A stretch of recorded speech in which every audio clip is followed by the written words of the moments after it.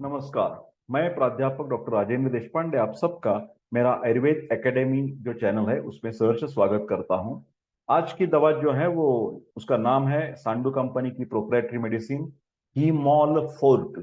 हीमोल हीमोल शब्द कैसे बना है मालूम है आपको? हीमोग्लोबिन हर एक को मालूम है। हमारे शरीर के जो खून है उसमें आरबीसी के अंदर एक क्रोमोप्रोटीन बोलते हैं जिसको, मतलब प्रथिन एक द्रव्य है, उसका नाम है हीमोग्लोबिन। और ये हीमोग्लोबिन के ऊपर हमारी पूरी शरीर की जो एनर्जी है वो डिपेंड होती है, क्योंकि it is basically depend on the oxygen supply. हमारे शरीर को ऑक्सीजन मिलने से ही हमारी जो बैटरी है, एनर्जी की बैटरी, वो सुबह शाम चलती रहती है। तो जिन लोगों को एकाएक थकान ज्यादा लगती है, या कमर दर्द, या कुछ पैरों में दर्द होता है, और चलने फिरने में तकलीफ होती है, सांस लेने में तकलीफ होती है, हृदय की धड़कन बढ़ जाती है, या कानों में आवाज आने लगती है, बहुत सारा फटीग एंड वीकनेस, लगता ही नहीं कि मैं काम पर जाऊं, लगता ही नहीं कि मैं स्टडी करूं। तो ये जो शिकायत है वो ज्यादातर एनीमिया जिसको बोलते हैं, एनीमिया के कारण होती है। ठीक है। तो मॉडर्न डॉक्टर क्या करते हैं, तुरंत फेरस सल्फेट या फेरस फ्यूमेरेट की कुछ दवा देते हैं, और मतलब वो कई कबार एनीमिया के इंजेक्शंस, मतलब आयरन की इंजेक्शंस भी देती है ना, इंफेरॉन या जेक्टोफर करके। तो वो देने के बजाय मैं आपको सजेस्ट करूंगा कि आपको हीमोग्लोबिन जो नॉर्मल 12 to 14 ग्राम % रहता है, तो उसके कम मात्रा होगी। मतलब आपका हीमोग्लोबिन 11 है, आपका हीमोग्लोबिन 10 ग्राम है, आपका हीमोग्लोबिन 7-6 ग्राम % तक नीचे आया है, तो मैं तुरंत ये हिमोल फोर्ट की जो टैबलेट है वो लेने की चालू कर दीजिए। इससे आपकी हीमोग्लोबिन की लेवल डेफिनेटली बढ़ जाएगी। Specially this is very important for the iron deficiency anaemia.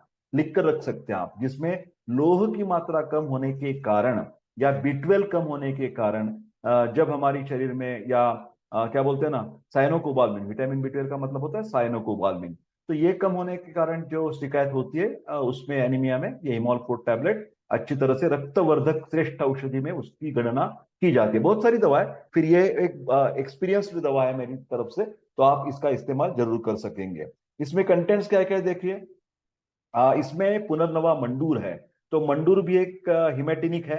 और पुनर्नवा जो है वो पुनर्नवा नाम से देखिए क्या बताया है, पुनर्नवा, तो जिसमें रीजनरेशन की क्षमता हो, ऐसी वनस्पति है पुनर्नवा। तो क्या हो जाता है ये, कई कबार हम जब आयरन की इंजेक्शन लेते हैं या ऑट्रिन कैप्सूल लेते हैं मॉडर्न की, अच्छी है वो, कोई गंदी टैबलेट नहीं है। फिलहाल उससे कई लोगों की हीमोग्लोबिन तुरंत तो बढ़ जाती है, फिर बाद में फिर हमेशा कम होती रहती है, मतलब हर 2 महीने के बाद ये ड्रॉप डाउन हो जाता है, आरबीसी काउंट कम हो जाता है, हीमोग्लोबिन कम हो जाता है। तो लोगों को पता नहीं चलता कि ऐसा बार बार क्यों हो रहा है। तो इसकी वजह हो सकती है कि हमारी जो लीवर है, यकृत, या हमारी बोन मैरो है, उसमें से जो सेल्स की ताकत होती है वो कम होती जाती रहती है, और उसमें रीजनरेशन करने की जरूरत है। हमारे जो ऑर्गन्स है, लीवर जैसी, बोन मैरो जैसे, उसमें एक ताकतवर सेल्स बनाने की जरूरत है, वो पुनर्नवा के द्वारा होता है। लोह भस्म तो जानते हैं, डायरेक्टली आयरन इसमें रखा है। प्रवाल भस्म भी रखा है, तो प्रवाल क्यों रखा है कि प्रवाल एक शीतवीर्य द्रव्य है, और उससे हमारी हड्डियां कैल्शियम, नेचुरल कैल्शियम है। और जब भी हम बात करते हैं कि ये एनीमिया, तो आयुर्वेद के हिसाब से उसमें थोड़ा सा पित्त दोष का संबंध होता है, क्योंकि रक्त दोष, रक्त धातु और पित्त दोष का आश्रय आश्रय संबंध है। जब भी हम लोग पित्त प्रकोपक आहार विहार करते हैं, ज्यादा तीखा खाते हैं, या ज्यादा धूप में घूमते हैं, या कुछ उष्ण परिसर में काम करते हैं, जैसे कि केमिकल फैक्ट्रीज हो या और कुछ हो, तो उसमें ये काम करेगी। दूसरी बात ऐसी है कि ये बीमारी स्त्रियों में ज्यादा, एनीमिक कंडीशन जो है ना, वो स्त्री में मेंस्ट्रुअल डिस्चार्ज ज्यादा हो जाता है ना, तो उसमें भी ये मेंस्ट्रुअल डिस्चार्ज कम करने के लिए भी ये प्रवाल भस्म काम करेगा। हड्डी की शिकायत है, कमर दर्द है, पैरों में दर्द है, वो भी उससे कम हो जाएगा। ताम्र भस्म, ये जानते हैं कि आयरन, मतलब एनीमिया को दुरुस्त करने के लिए सिर्फ लोह नहीं काम करता, उसके साथ साथ कॉपर की भी जरूरत होती है। तो इधर कॉपर है। अभ्रक भस्म है, सहस्त्रपुटी शतपुटी अभ्रक भस्म डाला है, तो ये अभ्रक भस्म भी पूरे शरीर के जो मॉलिक्यूल्स है, जो भी मॉलिक्यूल्स में प्रेरणा देने का काम, मॉलिक्यूल्स में सेल्यूलर लेवल पर ये प्रेरणा देने का काम, रीजनरेशन के लिए अभ्रक भस्म काम करता है। और स्पेशली बोन मैरो के ऊपर उसकी एक्शन ज्यादा है। पारद गंधक एक जानते कैटलिस्ट की तरफ काम करता है। ये बाकी की जो द्रव्य है उसमें उसका इफेक्ट जो है वो इमीडिएट मिलने के लिए ये पारद गंधक ये रस औषधि बोलते हैं। क्या बोलते हैं? रस औषधि। तो रस औषधि से क्या हो जाता है, 2-3 चीजें का फायदा हो जाता है। हमारी जो मेडिसिन है उसकी शेल्फ लाइफ बढ़ जाती है, मतलब ज्यादा दिन तक ये टिक सकता है। दूसरी बात ऐसी कि एक्शन में तुरंत क्विक एक्शंस उसकी हो जाती है। तीसरा, खाने मतलब लेने में आसानी हो जाती है। नहीं तो ये अलग अलग करके आप द्रव्य लेंगे, कोशिश कीजिए पाउडर के तरीके से, तो लोगों का कॉम्प्लायंस मतलब रिस्पॉन्स कम हो जाता है। ठीक है, ये शुंठ मरीच पिप्पली क्यों डाली है उसमें, त्रिकटु है ना। त्रिकटु का मतलब है बायो अवेलेबिलिटी, मतलब मेटाबॉलिक प्रोसेस दुरुस्त करके चयापचय में सुधार लाके ये आयरन या लोह में शोषण प्रक्रिया जो है वो अच्छी करने के लिए काम करता है। हरित की विविध कामल की उसके जिसको त्रिफला बोलते हैं ना, तो त्रिफला लैक्सेटिव है। लैक्सेटिव से क्या हो जाता है, जो पित्त की उष्णता है वो टट्टी के द्वारा निकालने का काम ये त्रिफला करता है। मुस्तक का मतलब होता है नागरमोथा, इसको ये आमपाचक भी बोलते हैं। कई कबार क्या हो जाता है, एनीमिया का कारण आयरन डेफिशिएंसी के अलावा बहुत सारी रीजंस है। हाँ, बहुत सारे रीजंस है। कुछ इन्फेक्शंस में भी, जैसे सेप्टिसेमिया हो गया हो, पेशेंट को कुछ क्रॉनिक बीमारी है और इन्फेक्शियस बीमारी है, तो उसमें हमेशा आप क्या देखेंगे कि हीमोग्लोबिन कम हो गया है। तो ये मुस्तक के द्वारा, ये आमपाचक द्रव्य है। आम का मतलब होता है शरीर के अपचन द्वारा या जीव जंतु के द्वारा जो भी टॉक्सिक लाइक मटेरियल शरीर में पैदा होता है उसको बोलते हैं आम। तो ये आम पाचन का कार्य मुस्तक या नागरमोथा करता है। विडंग जो है ये भी बहुत एंटी हेलमिंथिक काम है। आप तो जानते हैं कि हुकवर्म एक ऐसी मतलब कीड़ा है, हुकवर्म नाम का, कि जो हमारे इंटेस्टाइन में लगकर ब्लड शोषित करता है, मतलब ब्लड चूस लेता है। तो उसको, हुकवर्म को हमें मारना है तो ये विडंग काम करेगी। चित्र के अग्निवर्धक द्रव्य है, मतलब हमारी शरीर की पचन शक्ति, पचन व्यापार या मेटाबॉलिक प्रोसेस स्टिमुलेट करके, स्पेशली आप तो जानते हैं कि खून की जो निर्मित है उसमें प्रेगनेंसी में लीवर अवयव महत्वपूर्ण रहता है। बाद में ये रेड बोन मैरो का काम आ जाता है। फिर ये चित्र क्या करता है, लीवर जो है बड़ी फैक्ट्री है ना।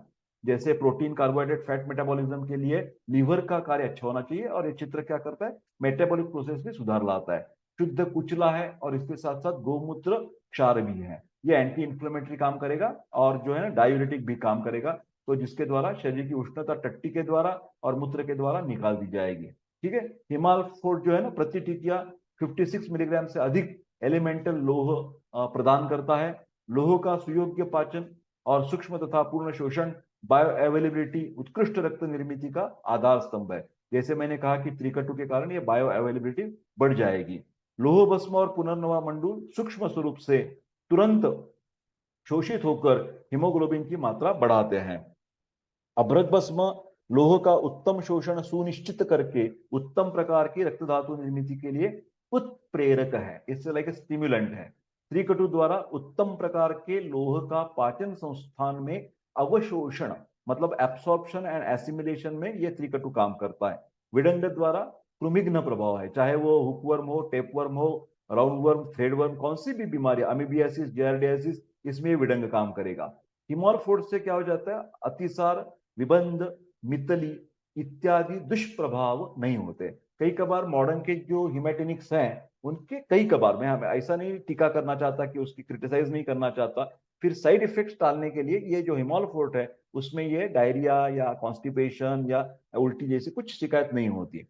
तो उसका उपयोग लोह अल्पता जन्य पांडुरोग, ध्यान से देखिए, iron deficiency anaemia, megaloblastic anaemia भी अलग तरीके के जो है ना, परनीशियस एनीमिया एक नाम की बीमारी है, या हिमोलाइटिक हो, और कौन सी कैंसर से भी ये हो जाता है, एचआईवी में भी हिमोग्लोबिन कम हो जाता है। मैं तो ऐसे बोलूंगा कि सेकेंडरी भी एनीमिया हो, मतलब उसका मूल कारण अलग हो, तो मूल कारण की तो आप चिकित्सा करेंगे ही करेंगे।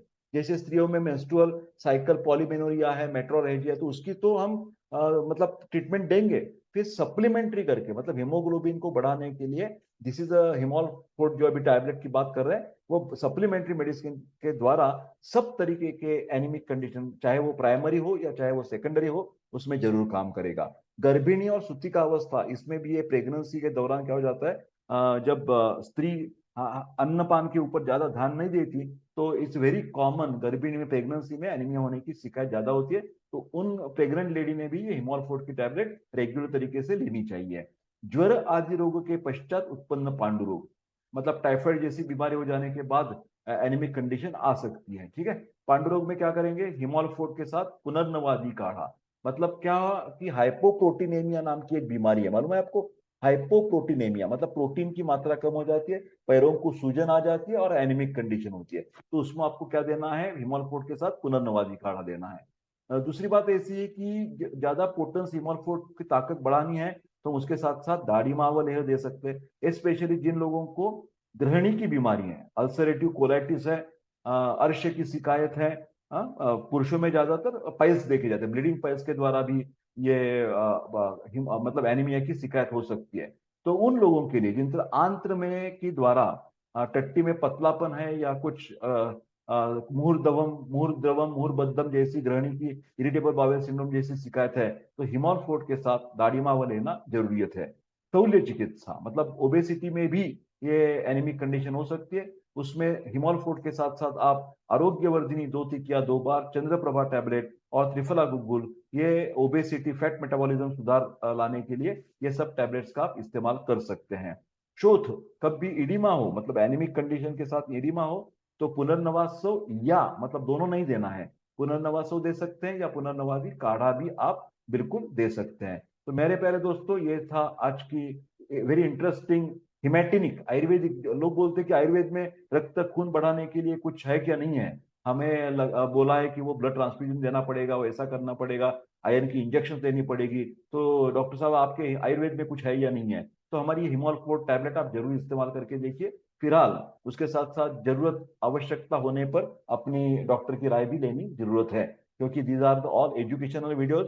कौन सी भी बीमारी में यथावश्यक यथाकाल वैद्यकीय सलाह लेना बहुत ही जरूरत है, ऐसे में डिस्क्लेमर नाते से बता देना चाहता हूँ। ये ऐसी इंटरेस्टिंग वीडियोस देखने के लिए कृपा करके ये वीडियो लाइक शेयर कर दीजिए और मेरा चैनल भी आप जरूर सब्सक्राइब कर दीजिए, ऐसी मेरी विनंती है। मिलते हैं अगले वीडियो में ऐसी ही तरह इंटरेस्टिंग बातें करते हुए। धन्यवाद, तब तक के लिए स्वस्थ रहे और खुश रहे। धन्यवाद।